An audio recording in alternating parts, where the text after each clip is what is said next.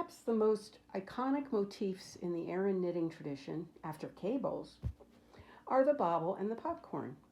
In this video, I will explore both structures and a few different methods of constructing them. Many knitters avoid bobbles, as often they are placed in unfortunate positions or the size is objectionable.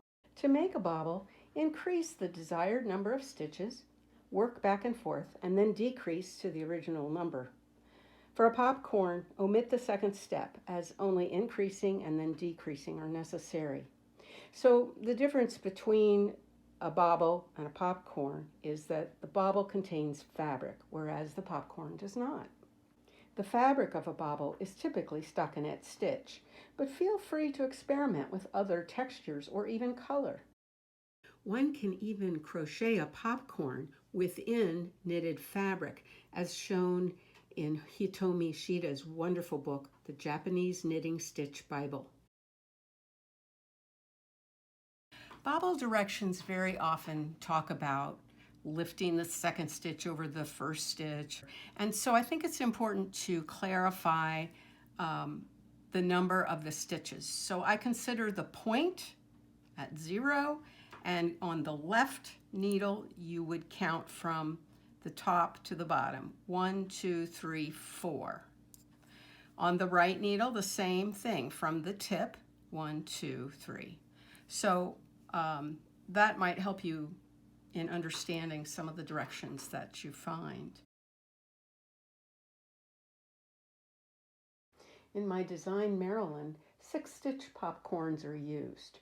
So you work to the place where you want the popcorn to be, and you knit 1, and then purl 1 in the same stitch, then knit 1,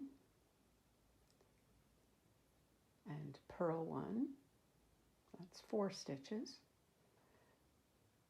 Again, knit 1, and purl 1. All right, I've completed the increasing, and so I have 1, 2, 3, 4, 5, 6 stitches. And now I'm going to decrease these stitches back down to the original number.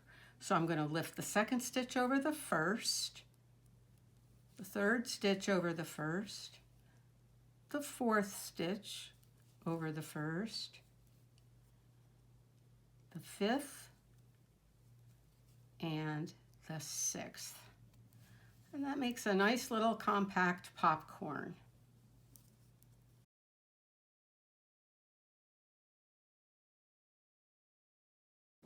To make this bobble that's nice and round and pudgy and sits over 2 stitches, you will knit in the front and the back and the front and the back and the front of the same stitch, making 5 stitches, and then you're going to knit the next stitch, and that's what causes the bobble to sit between the 2 stitches.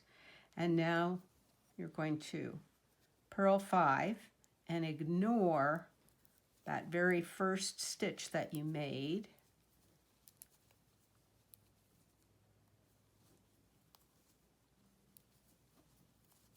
So that's the first stitch made for the bobble, and we're going to just leave it there. We're not going to work it again. Now knit 5,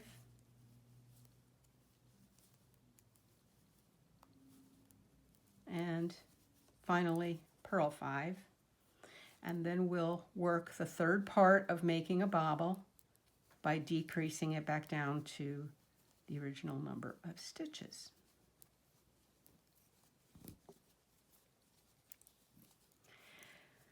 So now we're going to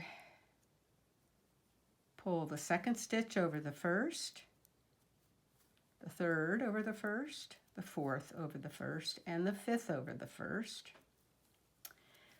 And now the bobble is still on the left needle, so you're going to knit into the back of that stitch, and that brings it over to the other side, and sticking your finger behind the bobble to poof it out is an important part of making your bobble.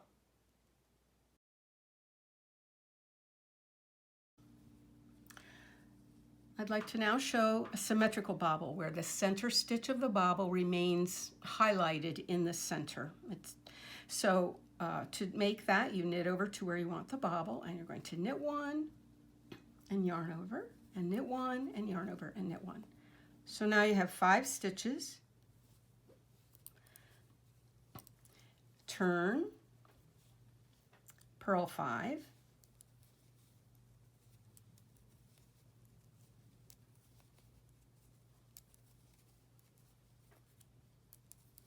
turn and knit 5,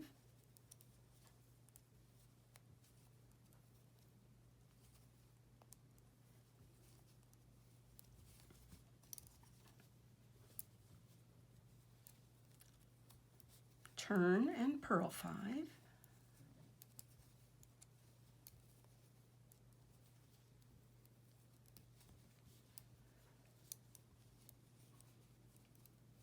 and now